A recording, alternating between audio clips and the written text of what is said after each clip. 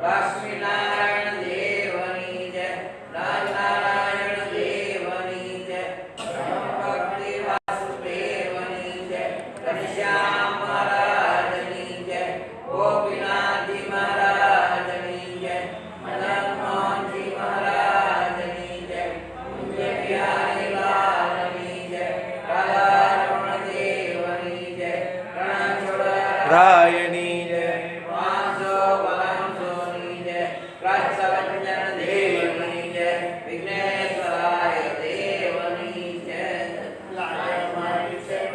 તમારે હાથજી મુજે નજન તમે જો નતજી, શંકરમણી સ્વામી રેતો સાતાજી, એટલી સુણજો ગરીબાની ગાતાજી, ગાતા સુણી ગરીબાની કોણની રેજો માયા, માજો સોય કોણ માયા, શ્રી હરિ કરજો સહાય, પરમ પુરાણ પતિત ભાવના વિરમતો ચોર્યાડા, જોઈ દર્શન શ્યામડા, સુખરાઈ લેજો સંભાળા, ઘણા ગુના શ્યામજી તમે ભક્ત ગયા સીતના, કેમ ગુના ગોવિંદ મારા, બક્ષજો બહુરીતના, તમારા ને તમ વિના નથી અન્ય કોઈ આધાર, તેનો તેરી સતા મેં સુખમ વારંવાર, જેનાને આશ્રિત છે પ્રભુ તેની છે જને લાજ, તે વિના ત્રિલોકમાં એનું કોણ હતું અનાજ, તે સારું વળી તમને વળી વળી વિનંતી કરો, અવળિયા ઉપાયથી નથી આવતો દુઃખનો સ્વરૂપ, જે કહેવાનું હતું તે કહ્યું, હરિવ્રત જોડી યુગ હાથા, દીનબંધુ દિલ ધારયો, મુજા નિષ્કુળ નંદિના નાથા, આપણે મારા વાલાને નહીં રે વિચારો, કાઢો થશે તનો પાડો મારે સહજાનંદ સુખાનો, હવે ભક્તિમાં કરી રાખી છાનો, આયુ પડે હરિવાર વારવાનું ઠાનો, એ વરના મળે કરે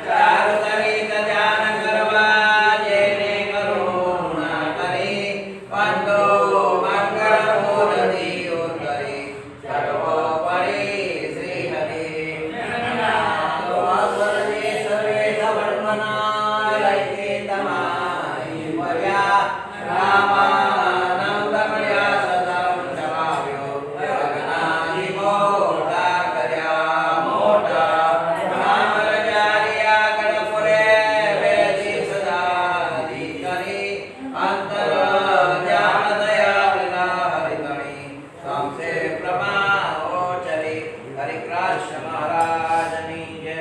મંગળ મૂર્તિ મહાપ્રભુ શ્રી સહજાનંદ સ્વરૂપ ભક્તિકારમસ્ત શ્રી હરિ કરુણો સદાય રૂપ પરમ દયાળુ છો તમે શ્રી કૃષ્ણ સર્વાધીશા પ્રથમ તમને પરણમો નમવારં વારં શીશ તમેવ માતા તમેવ બંધો સખા તમેવ દ્રવ્યં તમેવ સર્વં મમ દેવ દેવા નિજાસિતાના સકલાનિ હંત સદ્ધર્મ ભક્તિ રમિણં વિધાતા પ્રાતા સુખાનાં મનસે સિતાનાં તનોતુ કૃષ્ણો કિલ મંગલમ કાયેન વાચા મનસેન્દ્રિયવા ભોજ્યાત્મા વા પ્રકૃતે સ્વભાવા કરોમિ યત્તં સકલં પરસ્મૈ નારાયણાયેતિ સમર્પયામિ નારાયણાયેતિ સમર્પયામિ. સ્વામિનારાયણ ભગવાનની જય. લક્ષ્મીનારાયણ દેવની જય. સૌને જય શ્રી સ્વામિનારાયણ.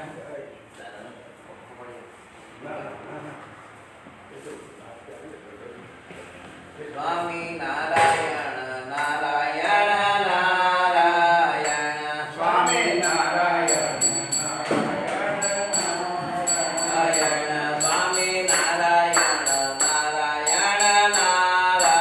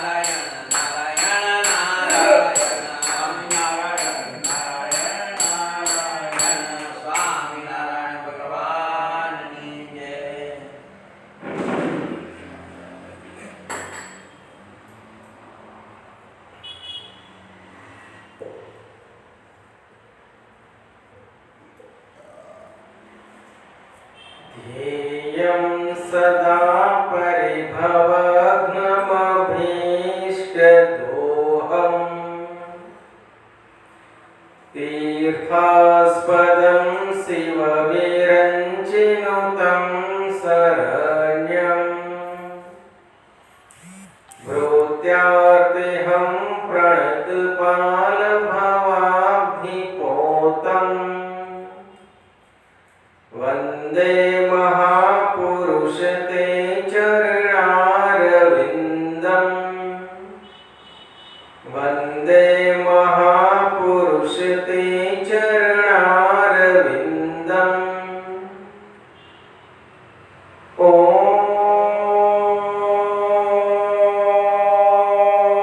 अवतारणे श्री स्वामिनारायणाय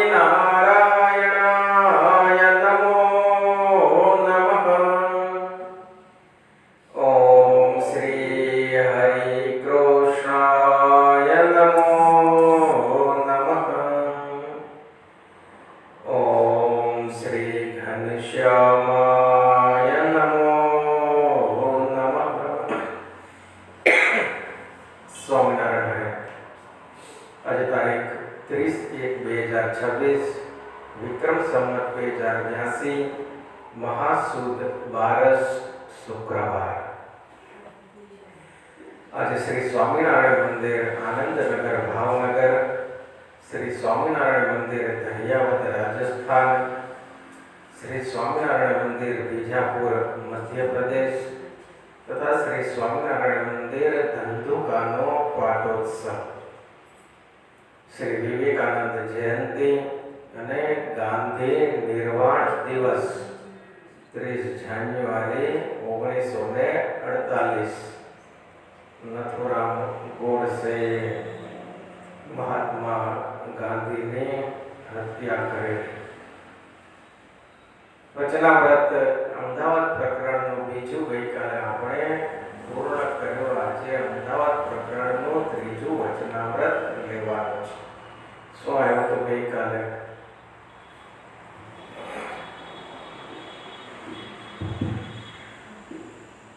ભગવાને બે પ્રકારના ભક્તો બતાવ્યા। એક ભક્ત મલિનરાજ મલિનપલ ઉત્તમ અને સકળ ત્યાગીને ભગવાનનું ભજન કરે છે। જાગૃત સ્વપ્ન સુશુદ્ધિકરણ અવસ્થાથી પણ ફળ વધે છે। અને બીજો છે તે ત્રિગુણાત્મક છતાં ભગવાન પ્રીતિવાળો છે। સંતોએ પૂછ્યું કે શ્રેષ્ઠ કોણ છે? ત્યારે તે જે પ્રીતિવાળો છે તે ત્યારે ભગવાને પછી પાછો પ્રશ્ન કર્યો કે જે વ્યક્તિ પૂજા પાઠ કરે છે એ શ્રેષ્ઠ છે કે પૂર્વ શ્રેષ્ઠ છે તેને પૂજા કરે તો જે માઇક ઉપાધિ પર છે એવો એને તો તમે નિયમ કહો છો તો કેવી રીતે કહેવાય છે એ પછી ભગવાને ગીતાના વાત કરી। ગીતામાં 4 પ્રકારના ભક્તો કયા છે? એમાં આર્ત, જિજ્ઞાસુ, અર્થાર્થી અને જ્ઞાની। તેમાં જ્ઞાનીને ભગવાને શ્રેષ્ઠ કહ્યો છે અને પોતાના આત્મા કહ્યું છે કે જ્ઞાની છે એ બ્રહ્મરૂપ કરતો હોય છે, જે બ્રહ્મરૂપ કરતો હોય એ જ ભક્ત શ્રેષ્ઠ છે। અને જે નાયક ઉપાધિથી રહી કરીને ભગવાનનું પૂજન કરે અને શ્રેષ્ઠ ભક્ત છે। સ્વામિનારાયણ વચનાવ્રત અમદાવાદ પ્રકરણનું ત્રીજું।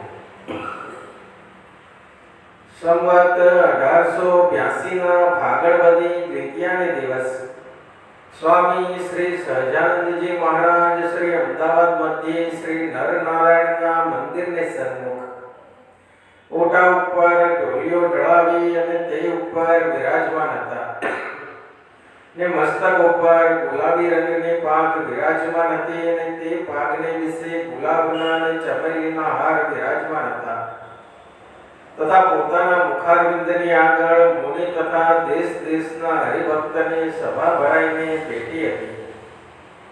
પછી શ્રીજી મહારાજે સમગ્ર મુનિમંડળ પ્રત્યે પ્રશ્ન પૂછ્યો જે જીવ માત્ર છે તે પંચ વિષયને આધારે જીવે છે તે કાં તો બાહ્ય પંચ વિષયને ભોગવતો હોય અને જ્યારે બાહ્ય પંચ વિષયનો યોગ ન હોય ત્યારે અંતઃકરણમાં પંચ વિષયનું ચિંતન કર્યા કરે પણ એ જીવ વિષયના ચિંતન વિના અને વિષયને ભોગવ્યા વિના ક્ષણ માત્ર પણ રહી શકતો નથી।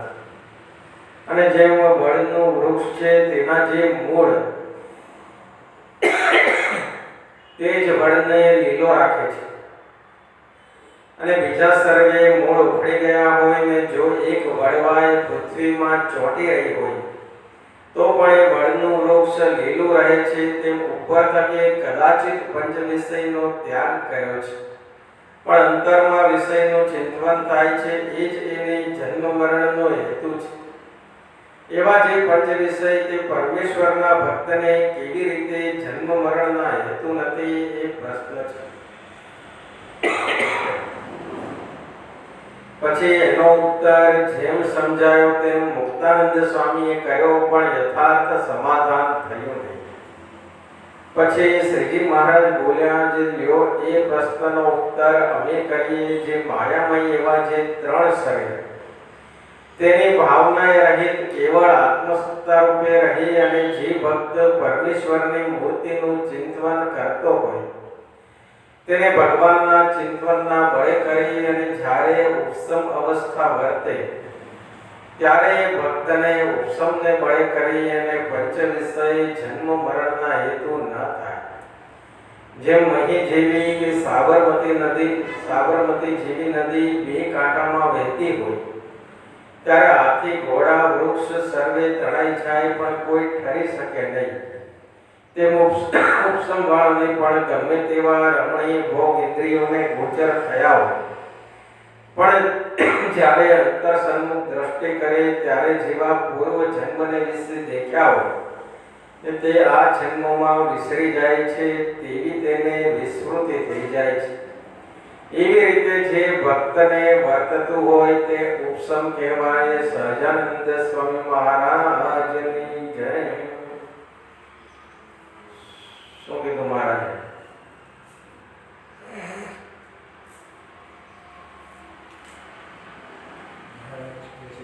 જીવ છે પંચવિષય ભોગવી શકતો નથી. ત્યાં બાહ્ય પંચવિષય ભોગવે અથવા બાહ્ય યોગ ન હોય અંતરની ચિંતન કરી મહારાજ જે જીવ હોય એ પંચવિષય ભોગવી શકતો નથી. જ્યાં વડનું વૃક્ષ હોય વડનું વૃક્ષમાં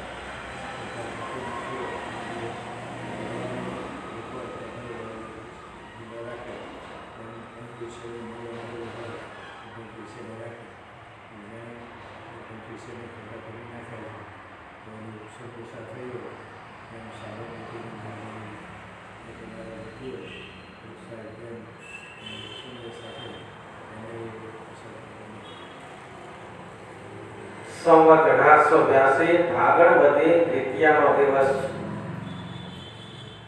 શ્રીજી મહારાજ શ્રી અમદાવાદ મધ્યે શ્રી નરનારાયણના મંદિરને સન્મુખ ઓટા ઉપર ઢોલિયો ઢળાવીને ઉપર વિરાજમાન છે. મસ્તક ઉપર ગુલાબી રંગની પાઘ વિરાજમાન છે અને પાઘને વિશે ગુલાબનાને ચમેલીના હાર વિરાજમાન છે અને પોતાના મુખારવિંદની આગળ મુનિ તથા દેશ દેશના હરિભક્તની સભા ભરાઈને બેસેલી છે. શ્રીજી મહારાજ અહીંયા સમગ્ર મુનિ મંડળ પ્રત્યે પ્રશ્ન પૂછે છે કે જીવ માત્ર છે તે પંચ વિષયને આધારે જીવે છે. જીવ માત્ર બધા આવી ગયા, પશુ પક્ષી મનુષ્ય બધા જ આવી ગયા. બધા પંચ વિષય શબ્દ સ્પર્શ રૂપ રસ અને ગંધ આ પંચ વિષયને આધારે જીવે છે. કાં તો બાહ્ય પંચ વિષયને ભોગવતો હોય અને જ્યારે બાહ્ય પંચ વિષયનો યોગ ન હોય ત્યારે અંતઃકરણમાં પંચ વિષયનું ચિંતન કર્યા કરે. પણ જીવ વિષયના ચિંતન વિના અને વિષયને ભોગવ્યા વિના ક્ષણ માત્ર પણ રહી શકતો નથી. એટલે અહીંયા ગીતાજીનો સિદ્ધાંત લાગુ પડે છે, કર્મનો સિદ્ધાંત. કર્મયોગ જોયો ને વિસ્તારથી કે જીવ છે એ કર્મ કર્યા વગર રહી શકતો નથી.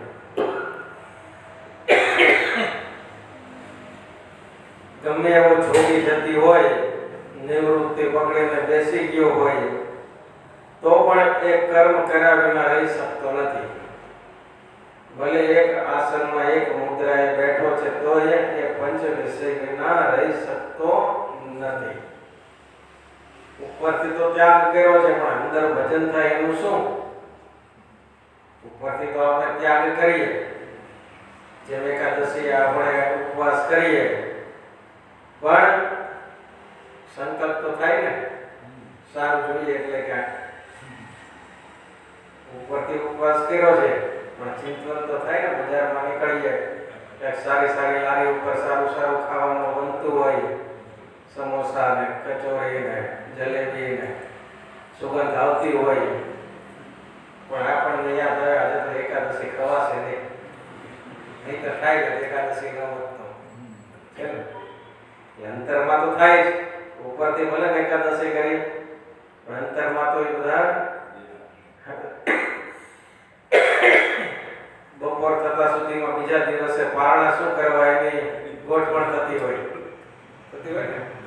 આજે તો એકાદશી છે પણ કાલે પારણા શું કરશું એટલે બધું ગોઠવાયા કરતું હોય અંતરમાં. હા, ઓર્ડર આપી દીધા હોય સોડા ખાતરની જેમ. સોડા ખાતરે જમતા જમતા નહીં બોલવાનું નહીં માગું તું મહારાજે, એટલે એના ઘરવાળાને પહેલેથી જ કહી દે જમવા બેઠા પહેલા આપણને આ જોઈશે ને આપણને ફલાણું જોઈશે, આપણને અતાણું જોઈશે ને આપણને ફલાણું જોઈશે, બધું કહી દે. આગળથી ઇન્સ્ટ્રક્શન આપી દે બધી. પછી જેટલું જોઈએ એટલું પહેલા જ મંગાવી, પછી તો કઈ બોલવાનું રહે નહીં. એટલે આવું છે.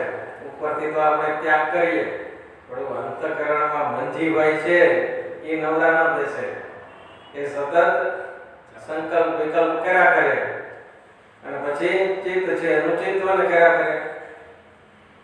બીજો દિવસ થાય પહેલા તો અડધું તો આપણે જમી લીધું હોય, પારણા કરી લીધા હોય, બીજો દિવસ પડે એ પહેલા હા માનસિક. એટલે પંચ વિષય વિના રહેવું જીવ માટે બહુ કઠણ છે. એટલે મહારાજ કહે છે વિષયને ભોગ્યા વિના ક્ષણ માત્ર પણ આ જીવ રહી શકતો નથી. અહીંયા શ્રીજી મહારાજ વડનું દ્રષ્ટાંત આપે છે. જેમ વડનું વૃક્ષ છે તેના જે મૂળ તે જ વડને લીલો રાખે છે. ઘણી જગ્યાએ તો વિઘાયકનો વડ એટલો વડ પથરાયેલો હોય, ઘણી જગ્યાએ એવા અડધા વીઘાના એવા મૂળિયા હોય એના. એટલે મહારાજ કે બીજા સર્વે મૂળ ઉખડી ગયા હોય પણ જો એક વડવાઈને ઓલી શું કહે ડાળીઓ ઓલી ફૂટતા રેસા હોય ને વડવાઈ લટકતી હોય, હા એ ગમે એટલું પીંગાવતું તૂટે ને એવી ચોંટાયેલી હોય. હિંચકા ખાવ એ વડવાઈના નાનપણમાં ખાતા હતા ખાતા હોય ખબર હોય વડવાઈને હિંચકા પકડીને એવા એના રેસા એની એક શાખા વડવાઈની, વડની એક શાખા એટલે વડવાઈ. એક વડવાઈ જો પૃથ્વીમાં ચોંટી હોય તો પણ એ વડનું વૃક્ષ લીલું રહે છે. તે ઉપર થકી કદાચિત પંચ વિષયનો ત્યાગ કર્યો છે પણ અંતરમાં વિષયનું ચિંતન થાય છે, એ જ એને જન્મ મરણનો હેતુ છે. આજે ચિંતન થાય છે આપણે શા માટે જન્મ ધરવા પડે છે? ઉપરથી ત્યાગ છે અને અંતરમાં એનું ભજન કરીએ છીએ વિષયનું, એ જ વિષયનો સંકલ્પ કરીએ છીએ છે ને. એક સ્ત્રી સાથે પરણ્યા હોય તો બીજી સ્ત્રીનું ચિંતન નથી થતું, થાય છે. આવું કે ઉપરથી તો વ્યવહારિક દ્રષ્ટિએ આપણે ન એને પ્રાપ્ત કરી શકીએ પણ અંતરમાં સંકલ્પ વિકલ્પ દ્વારા આપણે એને પ્રાપ્ત કરીએ. એટલે આવું છે. અંતરમાં જે સંકલ્પ વિકલ્પ થાય છે, કોઈ વસ્તુનો ઉપરથી ત્યાગ કર્યો છે પણ અંતરમાં એનું ચિંતન થાય છે. ગુલાબ જાંબુ ભાવે છે, સપૈયા મૂકી આવ્યા પણ જોઈએ ત્યારે ઘરમાં બને ત્યારે ખોટું મૂકેલી પાસે મૂકવાની જરૂર નથી. તરત સંકલ્પ ક્યાં કરે? જો મંજીભાઈ તરત દોડે ત્યાં લેવું છે. પછી સુરા ખાતર જેવું કરવું પડે. ગુલાબ જાંબુ ની પાછા બીજા ઉપર રાખીને ગુલાબ જાંબુ ખાઈ લેવાના. એટલે આવું થાય પછી. એટલે કદાચિત પંચ વિષયનો ઉપરથી ત્યાગ કર્યો છે પણ અંતરમાં તો એનું ચિંતન સતત ચાલુ છે વિષયોનું. એ જ જન્મ મરણનો હેતુ છે. આ બધું શું થાય પછી કારણ શરીર સાથે જોડી જાય. બધા વિષયો છે એ ક્યાં જોડી જાય? કારણ શરીરમાં. અને કારણ આપણો દેહ પડી જાય પણ કારણ શરીરમાં તો ચોંટેલું જ હોય બધું. તો પાછું જન્મ લેવો પડે એ ભોગવવા માટે. લેવો પડે ને. કે જ્યાં સુધી સાવ નિર્વિકારી ન થઈ જાય ત્યાં સુધી જન્મ મરણ તો માથે રહેવાનું. ભલે ને ભગવાનનો ભક્ત હોય પણ જો વિષયનું ચિંતન થાય છે ક્યાંક કોઈ જગ્યાએ વિષયમાં આસક્તિ છે તો એને જન્મ મરણ લેવડાવશે. એટલે ઉપરથી ત્યાગ છે પણ અંતરમાં એને જે ચિંતન છે જે જન્મ મરણ હેતુ છે. હવે આવા જે પંચ વિષય તે પરમેશ્વરના ભક્તને કેવી રીતે જન્મ મરણના હેતુ નથી. કંઈક તો કંઈક ચિંતન થાય તો ધામમાં કોઈ પહોંચે જ નહીં. ધામમાં કોઈ પહોંચે જ નહીં કારણ શરીરની વાસના જ્યાં સુધી ભળે નહીં ટળે નહીં ત્યાં સુધી ભગવત ધામને કોણ પામી શકે? ત્યાં રહી ન શકાય. એટલે મહારાજ કે આવા જે પંચ વિષય છે પરમેશ્વરના ભક્તને કેવી રીતે જન્મ મરણના હેતુ નથી. કેમ કે ભગવાનનો દ્રઢ ભક્ત છે એ તો ભગવાનના ધામને પામે છે. એટલે આ પ્રશ્ન છે એ બહુ ક્રિટિકલ છે. મુક્તાનંદ સ્વામીએ એનો ઉત્તર કર્યો પણ એનું યથાર્થ સમાધાન થયું નહીં. એટલે મહારાજ કહે છે જો એ પ્રશ્નનો ઉત્તર અમે કહીએ જે માયામય એવા જે ત્રણ શરીર તેની ભાવના રહિત કેવળ આત્મસત્તા રૂપે રહે અને જે ભક્ત પરમેશ્વરની મૂર્તિનું ચિંતન કરતો હોય તેને ભગવાનના ચિંતનના ભય કરીને જ્યારે ઉપસમ અવસ્થા વર્તે ત્યારે ભક્તને ઉપસમને ભય કરી અને પંચ વિષય છે જન્મ મરણના હેતુ થતા નથી. માયામય એવા જે ત્રણ શરીર કયા કયા? સ્થૂળ, સૂક્ષ્મ અને કારણ. ત્રણ માયામય શરીર છે. હવે આ ત્રણ શરીરને ભૂલી અને પરમાત્માનું ચિંતન કરવાનું છે. આત્મસત્તા રૂપે રહી અને ભગવાનનું ચિંતન કરે. એ તો બહુ કઠણ છે. આપણે તો 1 મિનિટે સત્તારૂપ રહી શકતા નથી. ધ્યાનમાં બેસીએ એટલે ખબર પડે કેટલી સત્તારૂપ છીએ આપણે. 5 મિનિટ મૂર્તિની સામે ત્રાટક કરવું એટલે ખ્યાલ આવે કે કેટલા વિષયો સામે આવે છે. પૂર્વે ભોગ્યા હોય એ પણ આવે, હાલમાં ભોગવતા હોય એ પણ આવે અને નથી ભોગવવાના બાકી છે એ પણ બધા સામે આવે. પિક્ચર જોઈએ એમાં એનું પૂર્વનું વૃત્તાંત બતાવતા હોય, રિવાઇન્ડ કરતા હોય. ખબર છે ને? પહેલાનું એવું બધું બતાવતા હોય. એમ જ્યારે આપણે ત્રાટક કરીએ ને ભગવાનની મૂર્તિ સામે બેસીને એટલે આપણે જે જે કર્મ કર્યા હોય એ બધા રિવાઇન્ડ થાય. ભગવાન આપણને પિક્ચર બતાવે કે તમે શું શું કર્યું છે. ભગવાન તો અંદર જ બેઠા છે ને કે બહાર છે? છે ને અંદર. એ બધું બતાવે આપણને શું શું કર્યું આપણે.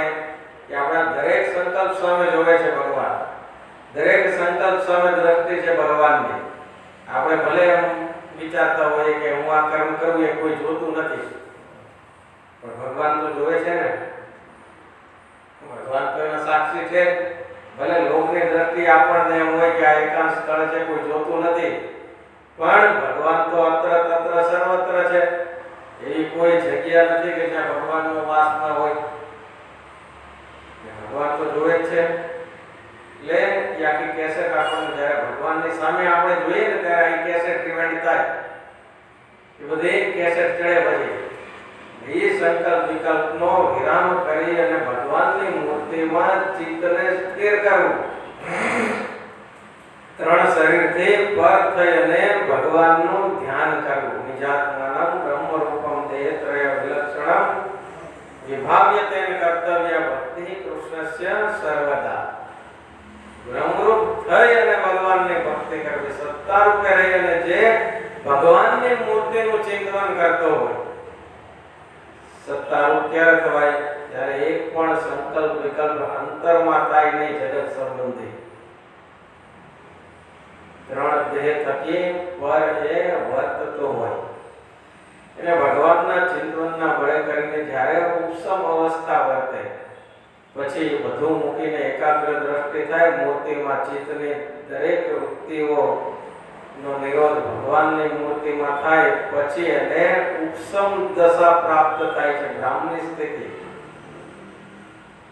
બધી વૃત્તિઓનો નિરોધ એકમાત્ર ભગવાનની મૂર્તિમાં કરે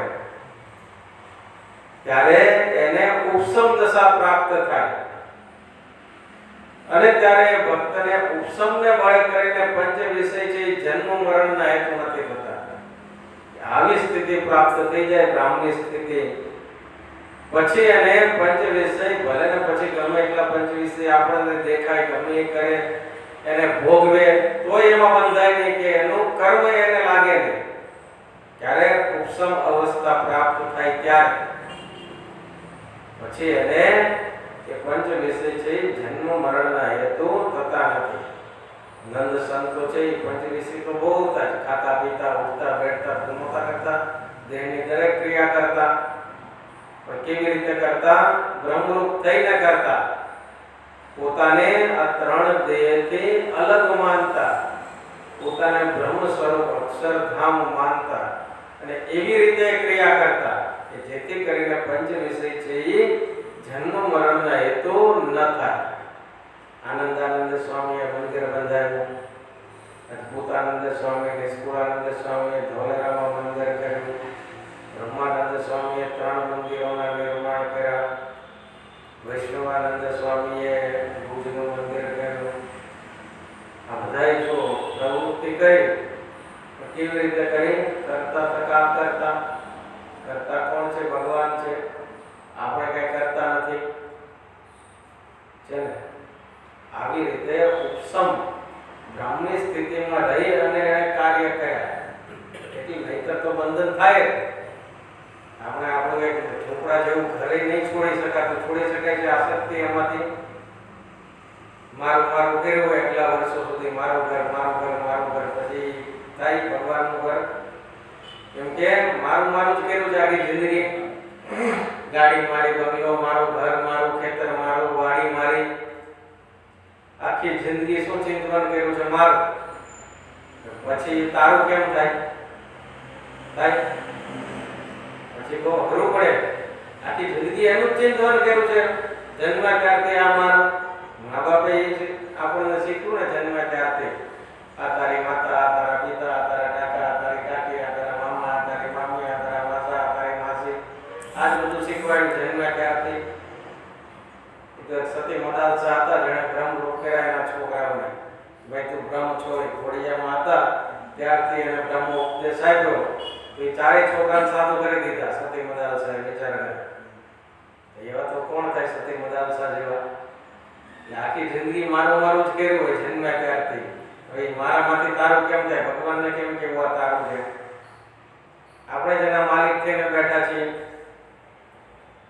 હકીકતમાં માલિક કોણ છે? ભગવાન છે. સમગ્ર પૃથ્વી ઉપર આ સમગ્ર પ્રકૃતિનો માલિક કોણ છે? ભગવાન જ છે. આપણે માલિક બની બેઠા. હવે ઉપસમ દશા કેવી રીતે થાય? મારું મારું કર્યું હોય છૂટે ત્યારે થાય ને. આખી જિંદગી મારું મારા પૈસા મારા, આ મારા હીરા મારા, સોનું મારું, જવેરાત મારું, ઘર મારું, આખી જિંદગી એ જ ચિંતન કર્યું છે. જીવમાં ઘુસાડી દીધું. હવે એ જીવમાંથી બહાર કાઢવાનું. એમ કે એક દિવસમાં નીકળી જશે. પ્રયત્ન કરવો પડે ને એની માટે તો ઉપસમ દશા પ્રાપ્ત થાય. આમ થોડી થાય. બધું મારું મારું કર્યું છે. આમ મારું મારું કર્યું એ આપણને લડે છે. અને એ કરેલું જન્મ મરણ ભોગવ આવે. પાછું જન્મ થાય, મૃત્યુ થાય, જન્મ થાય, મૃત્યુ થાય. ભવાટવીમાંથી આપણે એટલે છૂટતા નથી. કે એ છૂટવા માટે આપણે શું કરવાનું? ધ્યાન કરવાનું પરમાત્મા. કેવી રીતે? પોતાને ત્રણ દેહ થકી નોખા માનીને આત્મસત્તા રૂપે થઈ અને ભગવાનનું ધ્યાન કરવાનું, તો એ ઉપસમ દશા પ્રાપ્ત થાય.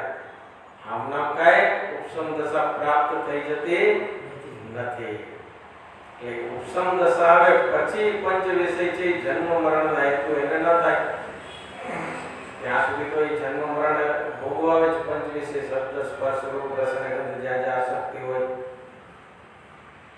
અમારા ગુરુ પિતૃ પારાયણ કરતા લગભગ 1000, 1200, 1500 પાટલા હોય. એ બધા એના પિતૃ હોય કે આવે. એમાં સારા સારા સત્સંગીઓ પણ આવે. જોયું છે ને વિમલભાઈ તમે પિતૃ પારાયણ આહવાન જોયું છે ને? આહવાન કરે ત્યારે કેટલા પિતૃ આવતા? સારા સારા સત્સંગી. આપણને એમ થાય એકાંતિક છે એ આવતા ત્યાં. કોઈને લાડુમાં વાસના રહી જાય, કોઈને અડદિયામાં વાસના રહી ગઈ હોય ને, કોઈને ઘરમાં હોય ને, કોઈને આમાં હોય ને. આપણે જોઈએ તો ખબર પડે, આપણે રોવાડા ઊભા થઈ જાય કે આવા સત્સંગીને આવી વાસના. વિચાર તો કરો, એ ખબર પડે ત્યારે આપણને. હકીકતે નામ નથી દેતો, પણ એવા એવા હરિભક્તો જે ગુરુ સાથે અખંડ રહેતા, સાથે ને સાથે રહેતા અને એવા નિયમ ધર્મ પાળતા, એ પણ આવે. વિચાર કરો લ્યો, આપણને એમ થાય કે આવા ભક્ત આટલો નિયમ ધર્મ પાળતો કોઈ આવતા જ. વિચાર તો કરો. પંચ વિષય જીવમાંથી કાઢવા કઈ સહેલું નથી. બાળકનો ખેલ થોડી જ. એટલે મોટા મોટા પણ એ છોડી નથી શકતા. એટલે ઉપસમ દશા પ્રાપ્ત કરવી બહુ કઠણ છે. એ તો અત્યારથી પ્રયત્ન કરીએ ધીરે ધીરે ધીરે તો અંત સમય સુધી એમાંથી છુટકારો મળે. રામનામ કઈ આ છુટકારો મળે નહીં. એટલે ઉપસમ સ્થિતિ જ્યાં સુધી પ્રાપ્ત ન થાય ત્યાં સુધી જન્મ મરણ છે. છતાં દેહ જે કરવાનું છે આપણે, નહીતર પાછું આવવું પડશે. અહીંયા ગમતું હોય તો કઈ ભગવાન ના પણ નથી પાડતા આપણને. અક્ષરધામ કઈક આપણા વગર ખાલી નહીં પડ્યું રહે. ખાલી પડ્યું રહેશે નહીં? પડ્યું રહે ને.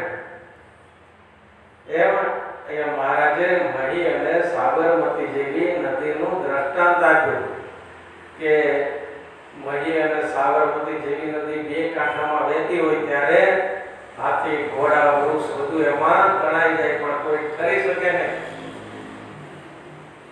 તેમ ઉપસમ વાળાને ગમે એવા રમણીય ભોગ ઇન્દ્રિયોને ગોચર થાય, પણ અંતર સન્મુખ દ્રષ્ટિ કરે ત્યારે પૂર્વ જન્મને વિશે દેખ્યા હોય ને આ જન્મમાં વિસરી જાય. પૂર્વ જન્મનું કઈ યાદ છે આપણને? વિસરી ગયા ને બધું. ઉપસમ વાળાને ગમે એવા રમણીય પંચ વિશે આવે પણ એ ટકી શકે નહીં. એમ ઉપસમ ને પડે. એ ત્રણ દેહથી પર વર્તે છે ને ભગવાનની મૂર્તિનું જે એકમાત્ર એને ચિંતવન છે. અને એ પંચ વિષય જગત સંબંધી જે કોઈ પંચ વિષય છે એને નાશવંત જાણ્યા છે. જીવમાંથી એને દૂર કરી દીધા છે. એકવાર એક વસ્તુનો અભાવ થઈ જાય પછી એમાં રુચિ ન થાય. કોઈ વસ્તુનો આપણને અભાવ થઈ ગયો. નાના હતા ત્યારે રેતીમાં આપણે ઘર બનાવતા, એ સાચા લાગતા. કોઈ તોડી નાખે તો રોતા. કેમ? આપણી માટે સાચા હતા. બાળક હોય ત્યારે બાળકની માટે તો એ સાચું ઘર હોય ને. મહેનત કરીને રેતીમાં ઘર બનાવ્યું હોય ત્યારે એને સાચું લાગે. પણ મોટા થયા પછી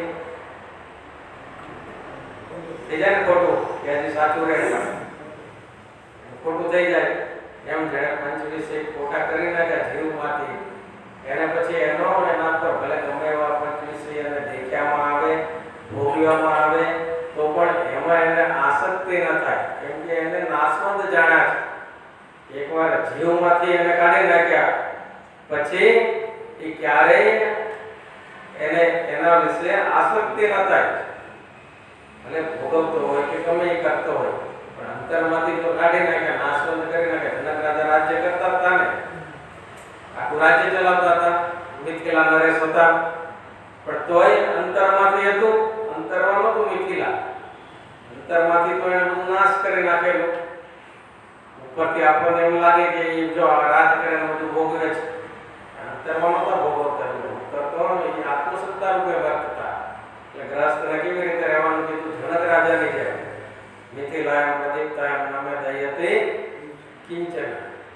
લીલા નગરી પડે છે પણ એમાં મારું કાંઈ બળતું નથી એમ જેને આવી ઉપસમ અવસ્થા મહારાજ કે વર્તે છે કે ગમે એવા રમણીય વિષય આવ્યા હોય તો પણ અંતરમાં કરી શકે નહીં એ નીકળી જાય બે કાંઠે નદી વહેતી હોય એટલે આ બધું વૃક્ષ ઘોડા હાથી બધું તણાઈ જાય પંચ વિષય છે એ તણાઈ જાય ઉપસમને મળે કરીને કેમ કે એની સ્થિતિ એવી થઈ ગઈ ભ્રમરૂપ થઈ ગયા એટલે એને કોઈ વિષય છે એ બાદ કરી શકતા નથી વિશેષ વાત આપણે આવતીકાલે લઈશું સહજાનંદ સ્વામી મહારાજની જય.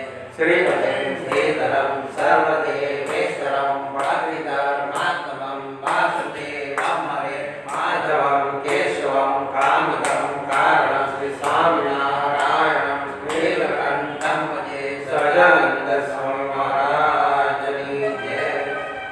સ્વામી નારાયણ નારાયણ